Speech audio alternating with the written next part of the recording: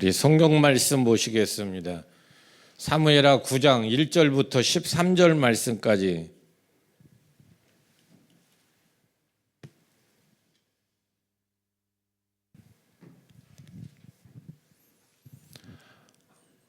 아, 7절부터 7절, 8절 말씀만 보시겠습니다. 많이 줄여놨네요. 다윗이 그에게 이르되 무서워하지 말라. 내가 반드시 내 아버지 요나단으로 말미암아 내게 은총을 베풀리라. 내가 내 할아버지 사울의 밭을 다 내게 도로 주겠고 또 너는 항상 내 상에서 떡을 먹을지니라 하니 그가 절하여 이르되 이 종이 무엇이기에 왕께서 죽은 개 같은 나를 돌아보시나이까 하니라. 아멘. 오늘은 복음으로 치유받은 자, 오늘 이런 말씀 또 드리려고 합니다. 제가 이번 주에 이렇게 말씀드렸어요. 사단은 이간질하는 자다. 그래서 오늘 설교를 들었으니까 분명히 누군가 당하는 사람이 있을 거예요. 당한 사람 손 들어보세요. 그럼 이간질 해보신 분 손 들어보세요. 아, 이간질 하신 분이 있구나. 사단과 비슷한 거예요. 여러분들 사단의 속성은 뭐냐면 이간질하는 거, 이간질하는 거. 그래서 앞으로 남은 시간 며칠 안 남았는데 이간질 당하지 마시기 바래요. 여러분들 지혜 있고 항상 영특하게 이렇게 깨어 있어서 이간질 당하지 않으셨으면 좋겠어요. 오늘 이 첫 번째 질문이 그런 거였어요. 다윗과 요나단이 친구가 된 것은 같은 신앙 고백입니다. 우리는 같은 마음, 같은 뜻으로 교회를 다니는 하나님으로 맺어진 친구라는 것을 믿으십니까? 이렇게 물어봤어요. 여러분들 다윗과 요나단, 그들을 생각해 보면요, 다윗과 요나단이 어떻게 친구가 되겠어요? 요나단은 왕자이고 다윗은 저 천민과 같은 이스라엘의 목동이었는데 이 같이 친구가 될 수 있는 사람들이 아니에요. 신분이 너무나도 달라요. 그래서 서로 친구가 될 수가 없고 함께 할 수 있는 것이 아무것도 없어. 그런데 이 둘이서 친구가 된 것은요, 뭐 의심할 것도 없이 친구가 돼버린 이유는 이야기한 것처럼 다윗이 골리앗을 때려잡을 때 그가 다윗 앞에서 골리앗 앞에서 뭐라고 신앙 고백하냐면 그래. 너는 칼과 단창으로 나왔지만 나는 네가 무시하는 만군의 여호와 이름으로 나왔다. 그러면서 하는 말이 전쟁은 칼과 창에 있는 것이 아니고 하나님께 속한 거다. 이 말을 딱 듣는 즉시 요나단이 마음에 찌릿해가지고서 요나단이 다윗을 집중을 하고 다윗을 사랑하기를 맨 밑에 뭐라고 나오냐면 그대가 나를 사랑함이 기이하여 여인의 사랑보다 그 사랑이 더했다는 거예요. 근데 왜 이렇게 됐냐면은 우리가 아는 것처럼 요나단이 블레셋과 전쟁이 벌어졌었을 때 이스라엘 백성들이 블레셋이 너무 많으니까 그냥 전진도 못하고 전쟁이 될 수가 없어요. 그랬더니 요나단이 자기 종 하나를 데리고서 적진으로 뛰어들어. 이건 뭐 무모한 짓이죠. 이거 뭐 살 수 있는 짓이 아니에요. 무모한 짓을 하려고 하니까 그때 당시 때는 왕이나 장군들이 무기가 무겁잖아요. 그러니까 무기를 드는 종이 있어. 그러니까 왕은 쓸 때는 칼만 뽑아서 쓰는 거고 들고 다니는 건 종이 들고 다니는 거예요. 참 특이하죠. 무기를 든 종이 있어요. 요나단에게도 무기를 든 종이 있는데 무기를 든 종에게 뭐라고 하냐면 우리가 적진으로 쳐들어가자. 둘이서. 그 적진 한가운데 쳐들어가자는 거예요. 그 적진 한가운데 쳐들어가자고 하니까 종이 얼마나 무섭겠어요. 그래서 무서워하고 있는 종에게 하는 말이 그래요. 전쟁은 사람이 많고 적음에 있는 게 아니다.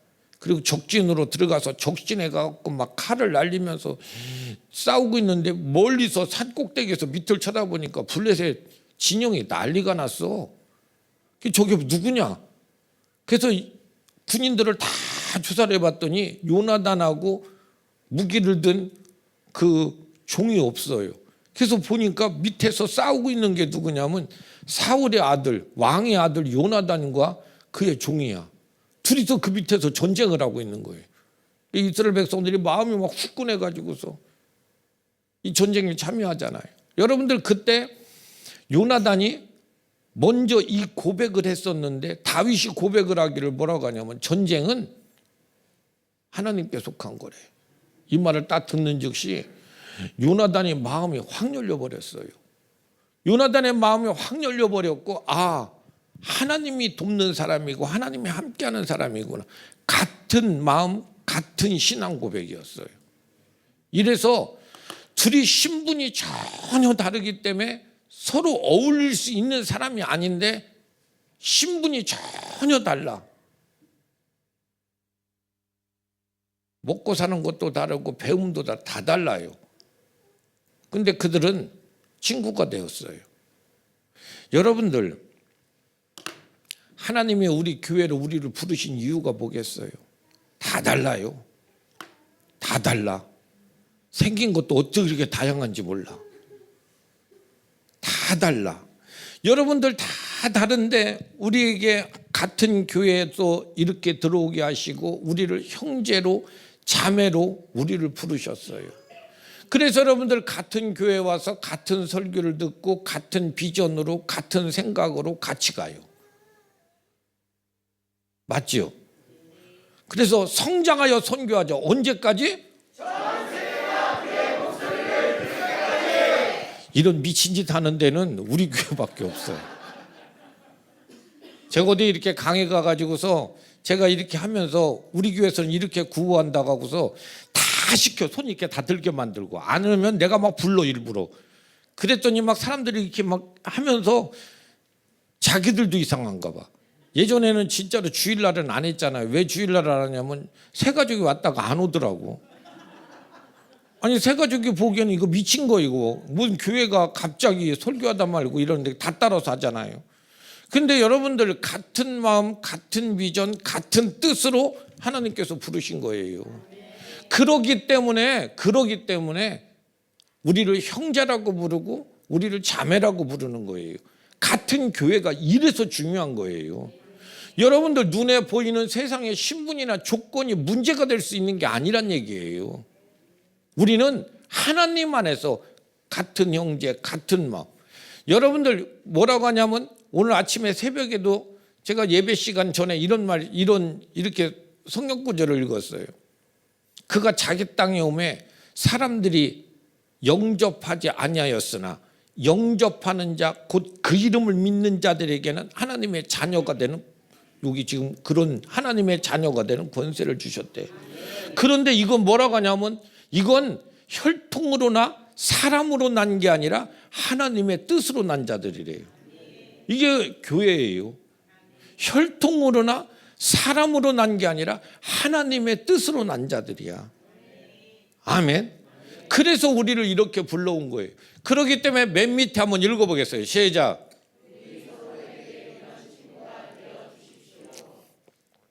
우리 서로에게 이런 친구가 되셔야 돼요.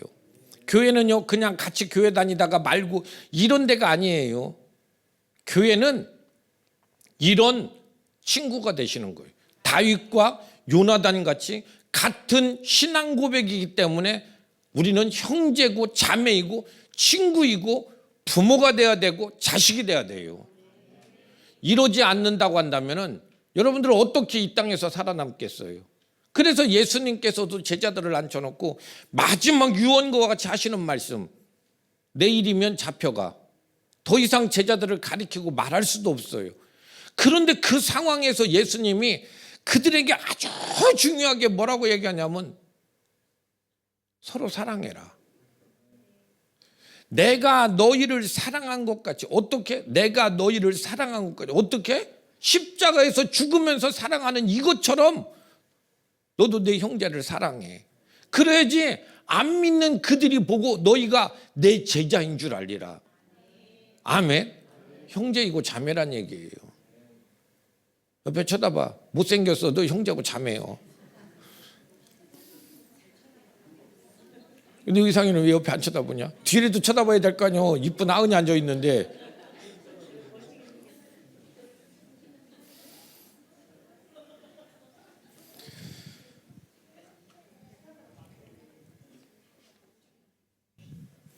그래서 여러분들 미국에 가보면 미국은 흑인도 있고 백인도 있고 그러잖아요. 그런데 교회를 가보면 흑인 교회, 백인 교회가 다 나눠져 있다잖아요. 그래서 흑인 교회는 백인들이 못 들어간대요. 백인 교회 흑인들이 못 오고. 예수님은 뭔가? 예수님은 뭐예요? 흑인이에요? 백인이에요? 황인종이에요? 근데 어느 목사님이, 큰 교회 목사님이 흑인 교회에서 불러가지고서 선교사님이 불러서 선교사님 때문에 그 흑인 교회를 가서 집회를 했대요.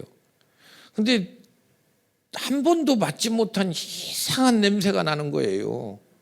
이상한 냄새가 나. 이 사람 냄새 있잖아. 이상한 사람 냄새. 견딜 수가 없대. 막 목 속에서 막 다 올라오고. 근데 마지막 날 흑인들이 한 300명 모여왔더래요. 그러니까 막 교회 안에 막 그런 냄새를 막 가득 찼는데 막 속이 막 부글부글하고 막 견딜 수가 없대요. 근데 그 선교사님이 그 말씀을 하시더래요. 목사님, 냄새 나지요. 이제 이렇게 뒤에 가서 방에서 얘기를 하는데 냄새 나지요. 그 얘기를 하더래요. 그러면서 자기도 처음에 왔는데 머리가 아프고 돌아버릴 것 같아서 자기 진짜 정신병 걸리는 줄 알았대. 견딜 수가 없으니까. 그랬는데 어느 날부터인가 그들을 사랑하기 시작하면서 냄새가 싹 없어졌대. 진짜 그러더래요. 사랑하니까 냄새가 안 나더래요. 여러분 집에 가서 남편이 코 고는데 같이 살 수 있어?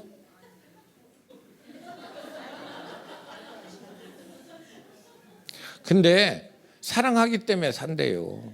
사랑하면은 그 코 고는 소리가 자장가로 들린대. 안 들려?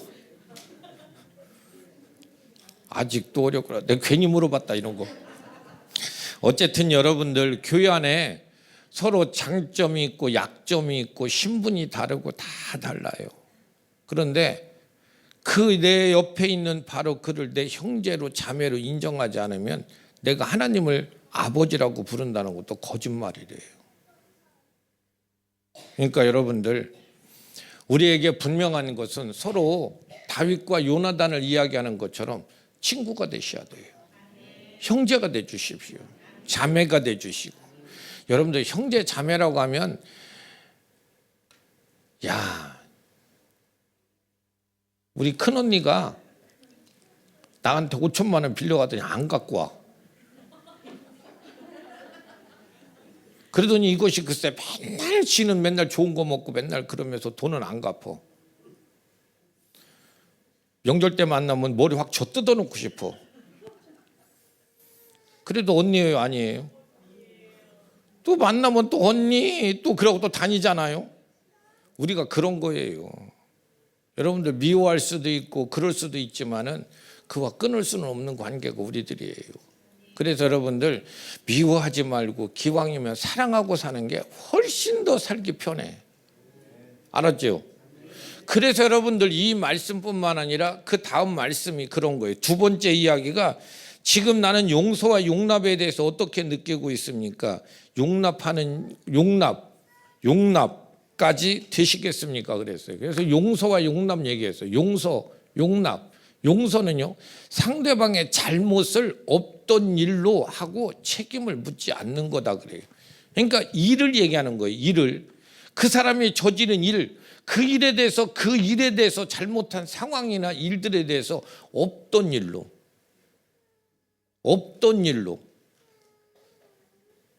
용서해 주는 거래요. 받아주는 거래요. 책임을 묻지 않는 거래요. 근데 용납은요, 용서뿐만 아니라 그 사람 자체까지도 받아주는 게 용납이래요. 그러니까 여러분들 지난번에도 얘기하잖아요. 용서는 했는데 보기는 싫어. 그건 용납이 안 된 거예요. 근데 우리는 용서는 할 수 있어요. 안 보면 그만이니까. 근데 용납, 교회 안에서 우리에게 지금 신앙이 그렇다는 얘기예요. 여러분들 내가 지한테 어떻게 했는데 나한테 그럴 수 있어. 이거 하지 말고 용서는 용납, 우리에게 용서는 할 수 있어요. 근데 분명한 것은 용납까지 하셔야 돼요. 아멘. 용납하셔야 돼요. 그래서 오늘 우리들에게 이 말씀들을 이야기하면서 다윗은요, 무비보셋을 한상에서 앉아서 먹게 해요. 무비보셋이 누구요? 사울의 손자예요. 요나단의 아들이기도 하지만 자기를 목숨 걸고 죽이러 쫓아다니던 사울왕의 손자야. 그러니까 무비보셋을 쳐다보면요, 친구의 아들로서 안타까움도 있지만 원수 집안이야. 저놈이 언제 반란을 일으킬지 몰라. 원수 같아. 그런데 내 한상에서 먹고 마시게 해요. 그건 뭐예요? 너는 이제부터 내 왕자와 똑같이 대하겠다는 거예요. 왜 이렇게 했냐면 이 다윗은요, 시편 23편에서 이런 말을 하죠. 주께서 내 원수의 목전에서 내게 상을 차려주시고 기름으로 내 머리에 부으셨으니 내 잔이 넘치나이다. 얘기했잖아요. 다윗이 상처가 많은 사람이에요. 근데 다윗이 상처가 많은 사람인데 그 상처가 많은 그 아픔이 있어요. 이 상처가 누구 때문에 상처예요? 관계에서 상처받는 거잖아요. 관계에서. 사람 때문에.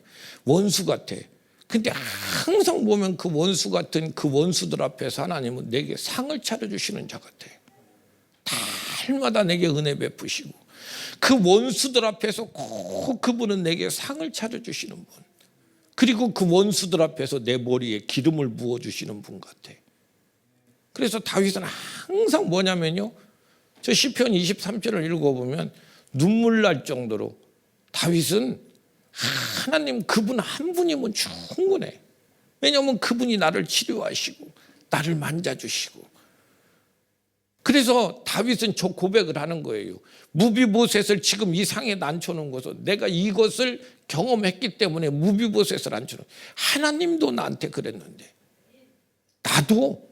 이래서 여러분들 무비보셋을 한 상에 앉혀놓고 같이 밥을 먹어. 이게 은혜예요. 여러분들 어쩌면 그렇게 나는 은혜 받고 싶으면서 왜 나는 은혜를 못 베풀까? 내가 은혜 받고 싶으면 오늘 말씀 거잖아요. 하나님이 내게 이렇게 하셨다고 하면 나도 하셔야 돼요. 여러분 다윗을 생각해 보면요, 다윗은요 상처가 너무 많지요. 들판에서 깊은 외로움 속에 있었고, 그리고 아버지에게 차별받았던 아픔이 있죠. 그래서 내 아버지는 나를 버렸지만 내 하나님은 나를 영접하셨다. 이런 고백을 할 만큼 사울에게 쫓기는 그 두려움 속에 있었어요. 그리고 여러분들 그것뿐만이에요. 사울이 방을 붙여놔가지고 어디 가서 숨어 있으면서 사람들이 다 무서워. 사울에게 가서 고발할까 봐서. 그래서 사울의 사람들에 대한 이 배신감이 있어요. 그것뿐만 아니에요. 왕이 된 그 이후에도 다윗을 죽이려고 정적들이 얼마나, 다윗이 뭐라고 하냐면 하나님 어찌 그리 내게 적이 많은지요. 아니 어찌 그리 내게 적이 많은지요. 그러면서 뭐라고 하냐면 나를 나무에 올려놓고 흔들고 있대. 떨어지기를 바라면서. 다윗이 자기가 왕이 된 것에 대해서 표현을 그래요. 나를 나무에 앉혀놓고 적들이 흔들고 있대. 떨어지기를 바라면서. 떨어지라고. 이런 삶을 사는데 다윗이 얼마나 마음이 그랬겠어요. 그런데 그럼에도 불구하고 다윗은 하나님 한 분으로 충분한 사람이야. 아까도 얘기했잖아. 내 원수의 목전에서 내게 상을 차려주시는 분. 그러니까 그분 누리고 사는 거예요. 그분 누리고. 여러분들 친구, 뭐 누구 내 옆에 있는 붙어있는 간신 같은 사람, 뭐 어떤 사람 내게 잘해주고 나중에 보면 다 상처가 돼. 그런데 변치 않는 분이 누구였냐면 내 하나님이야. 다윗의 고백이에요. 원수의 목전에서 내게 상을 차려줘. 상만 차려줘. 내게 기름으로 내 머리에 발라주셨대. 그러니까 원수가 쳐다보고 내가 아니라 하나님 쳐다보고서 무서워서 덜덜 떨었다는 거예요. 이렇게 다윗이 자기가 이렇게 마음이 치료가 된 거예요. 이 다윗이요, 하나님이 아니었으면 자기 자신이 치유할 수 없었고, 치유가 안 되면 딱 사울장 나는 거예요. 내 왕자를 누가 뺏어갈까 봐 쫓아다니고 죽이다가 이 인생 끝장나죠. 그러니까 여러분들 사울은요, 다윗은요, 내가 누구인지, 나를 사랑하시는 분이 누구인지, 그분은 절대 나를 포기하지 못하신다고 하는 이 믿음이 있었기 때문에 그는 살아나는 거예요. 우리도 똑같아요. 내가 누군지. 내가 누구긴 누구요?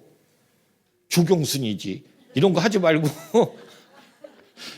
그런 게 아니라 그분하고 다 관계에서 내가 누군지, 이렇게 사랑하시는 분, 그분이 누구신지, 천지를 창조하신 그분이 지금 내 안에 와 있어. 어떻게 포기를 해? 십자가에 죽으시면서 나하고 함께 사시려고 십자가에 죽으셔서 다시 사셔서 내게 오신 분인데 절대 나 포기하지 못한다. 이 믿음이 우리를 살게 만드는 거예요. 이 믿음으로 사셔야 돼요. 아멘. 이 믿음으로. 그런데 여러분들, 이 믿음으로 살고 있는 우리를 사탄은 어떻게 하냐면 늘 이간질을 해. 그래서 오늘 세 번째 그래. 이간질 시키는 사탄이 있습니다. 복음으로 내가 잘 치유받고 있으면 속지 않습니다. 하나님과 멀게 하는 것은 모두 이간질하는 것 구분하시겠습니까? 이랬어요. 그러니까 여러분들 관계를 찢어. 디아볼로스, 사탄이라고 해요. 이거 경계하셔야 돼요. 여러분들, 사탄은요, 오늘 시바를 보십시오. 무비보셋의 종 시바.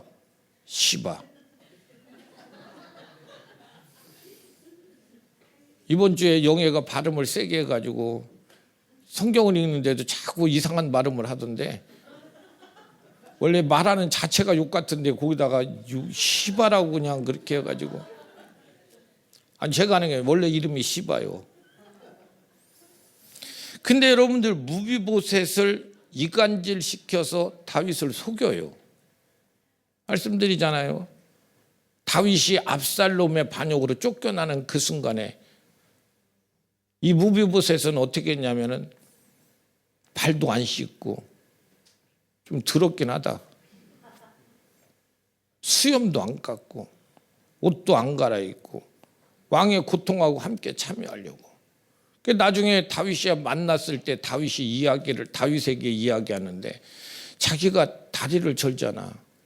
나귀에 난장을 얹어야 되는데 시바가 얹어줘야 되는데 글쎄 이놈이 얹어주지 않고 지 안장 얹고 지가 잔뜩 있는 그 먹을 것을 식량을 가지고 지 혼자 가버린 거예요. 그리고 가가지고서 내 주인 무비보셋은 압살롬하고 한패가 돼가지고 사울 왕가를 다시 복원시킬 수 있는 아주 절호의 기회라고 하면서 예루살렘에 머물러 있다. 다윗은 막 확 돌아버렸죠. 그런데 시바가 아주 간교하게 속이는 거예요. 사단은요, 간교예요. 그래서 사단이 꼭 장난칠 때는 어떻게 하냐, 밥 사주면서 해. 진짜 먹이면서 해요. 먹이면서. 여러분들, 예전에 그 지난번에 왔던 그 이단 대책 그 목사님이 있었잖아요. 그 목사님이 그러더라고요. 자기가 이단 이렇게 하다가 보니까 신천지에 있는 한 자매를 만났대요. 근데 신천지인 줄 몰랐지요. 왜냐하면 걔들이 조직적으로 접근해 왔으니까. 조직적으로 접근해 와가지고서 밥 사주지, 다 얘기 들어주지, 공감하지, 막 이러면서 너 어쨌냐, 막 이러면서 눈물 흘리지, 막 이랬다는 거예요. 근데 알고 봤더니 그 사람이 누구냐면 신천지였어. 그러니까 왜 접근했겠어요?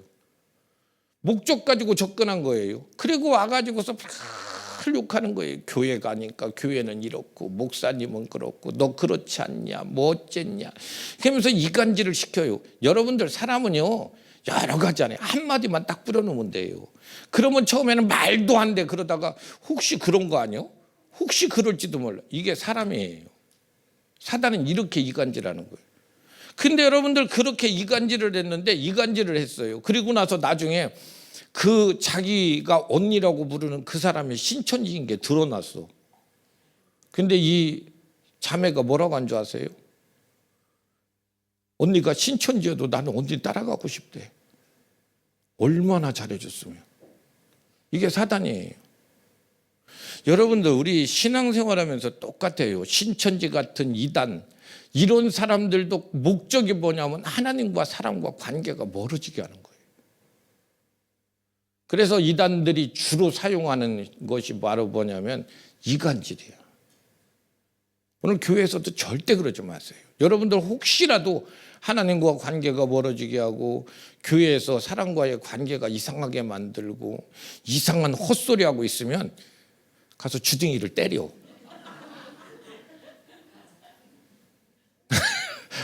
아니 오경옥을 왜 아니 어이 바로 드러나네.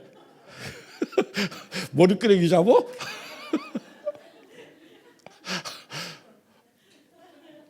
절대 안 돼요, 여러분들. 그래서 우리들에게 이야기하고 있는데 사탄은요 디아볼로스 이렇게 얘기하는데 원래 원어의 뜻은 줄기에서 가지를 찢어놓는 거예요. 한여름에 여러분들 줄기에서 가지 쭉 찢어놓으면 파랗잖아요. 그냥 이렇게 가지가 떨어져 있어도 그게 파랗잖아. 시간이 지나가면 누런해져 갖고 나중에 보면 죽었어. 근데 파란하게 이렇게 있는 것은 꼭 살아있는 것 같아요. 이미 죽은 거예요. 이간질 당했다? 이간질 한다? 공급이 안 돼. 줄기에서 공급이 안 돼. 그럼 죽은 거예요. 절대로 상대하시면 안 돼요. 여러분 죽어요. 아멘. 나도 그 언니 신천지여도 따라갈래요. 가. 여러분들 분명하죠. 도적이 오는 것은 도적질하고 죽이고 멸망시키기 위해서 오는 거지, 내가 온 것은 양으로 생명을 얻기 위해서, 풍성히 얻기 위해서 왔다고 그래요. 딱 갈라지는 거예요. 이간질 당하면 끝나요. 저는요 나중에 이제 하는 거 하나님 나라가 저는요 모르고 그런 거예요. 저 년이 나쁜 년이 소용없어. 이미 다 끝난 거예요. 여러분들 당장은 지금은 푸르러 보여도 절대 푸르는 거 아니에요. 특징이 뭐냐면 말씀이 안 들려. 말씀을 안 들어요. 안 들리고 안 들어요. 들을 수가 없어요. 이미 죽은 거예요. 가지가 이제 누렇게 뜰 일밖에 없어. 조금 지나면 사람들이 주워다 불에 던지는 거예요. 여러분도 오늘 우리들에게 이렇게 말을 하는데, 복음으로 온전히 치유받은 자는 결코 이 거짓말에 속지 않는다. 왜냐하면 하나님과 사람과의 관계에 속지 않지요. 그래서 우리들에게 마지막 얘기예요. 치유의 완성이 뭐냐면 십자가를 확증하는 거예요. 그래서 얘기했잖아요. 우리가 아직 죄인 되었을 때, 그리스도께서 우리를 위하여 죽으심으로 하나님께서 우리에게 대한 자기 사랑을 확증하셨다. 우리가 아직 죄인 되었을 때, 여기 앉아서도 우리가 아직 죄인 되었을 때요. 진짜 그랬나? 십자가가 진짜 그런 건가?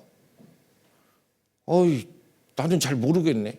이런 죄인일 때에도 그분께서 십자가에 죽으심으로 자기 사랑을 확증한 거래. 그런 존재라 한다 할지라도. 그래서 누구든지 예수 믿으면 구원받는다는 거예요. 누구든지 믿기만 하라는 거예요. 이게 얼마나 큰 은혜예요. 여러분들 시험 봐서 60점 이상 맞으면 간다고 하면 우리 중에 몇 명이나 가겠어?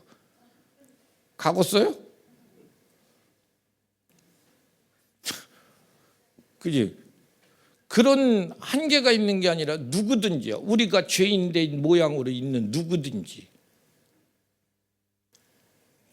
그래서 우리들에게 분명하게 이야기하는 것은 가장 비참하고 연약할 때에도 우리를 끊임없이 사랑하시는 분. 아멘. 여러분들 그분이 내 삶의 주인이신 것, 그리고 그분이 살아계셔서 지금도 역사하신다는 것, 복음으로 치유받아야 누군가를 치유할 수 있어요. 그래서 여러분들 우리들에게 예수님은 누구라고 얘기하냐면 상처받은 치유자라고 그래요. 상처받은 치유자. 여러분들 그분이요 십자가에서 완전히 벌거벗겨져서 죽어. 상처받은 자야. 그래서 그 상처를 알기 때문에 우리를 치유하실 수 있는 분이야. 그러니까 얼마나 감사해요. 여러분들 석가모니 얘기하는 사람들이 있던데, 석가모니는요 아주 굉장히 높으신 분이었잖아요. 내려와 가지고서 사람들을 쳐다보면서 사람들이 너무 불쌍해서 보리수 밑에서 가부좌 들고 앉아가지고 득도를 했대요. 그분이 삶의 고통을 어떻게 알겠어요? 인간의 삶의 아픔을 어떻게 알겠어? 몸에서 사리가 나와가지고 그래서 알겠어요? 아니 경험을 안 했는데 어떻게 하냐고요. 그래서 예수님은 뭐냐면 우리의 아픔을 체휼치 못하시는 분이 아니다 그래요. 체휼이라고 하는 말은 몸으로 경험하셨다는 얘기예요. 그분은 우리의 모든 아픔을 몸으로 경험하신 분이야. 하나님이시면서 우리의 모든 아픔을 몸으로 경험하신 분, 우리의 아픔을 다 아시는 분, 상처받은 치유자야. 아멘. 오늘도 그분으로 우리의 아픔들, 우리의 마음속에 있는 외로움들, 두려움들, 아무도 나를 알아주지 않는다고 한 스스로 그런 생각으로 초라해진 마음들, 여러분들 그분으로 치유받으세요. 그분은 나의 치유자십니다. 오늘도 여러분들 그분으로 말미암아서 오늘도 사는 사랑하는 우리 여러분들 꼭 되시기를 주의 이름으로 축원드립니다. 아주 기도하시겠습니다. 오늘 이 시간에 우리 같이 기도하시면서 주님은 나의 치유자세요. 내 하나님이세요. 주님이 내 모든 아픔 다 경험하셨어요. 난 주님이면 충분해요. 그래서 내가 주님을 누리고 있는 그것을 다윗은 고백해요. 주께서 원수의 목전에서 내게 상을 차려주신 거다. 그리고 기름으로 내 머리에 바르신 거다. 그래서 내 잔이 항상 넘친다. 내 평생의 선하심과 인자심이 정녕 나를 따른다. 그래서 여호와의 집에 나는 영원히 거할 거다. 이 다윗의 고백을 여러분들 내 입으로 고백해 보면서 주님 내 주인이세요. 내 하나님이세요. 오늘 이 시간 기도하시겠습니다.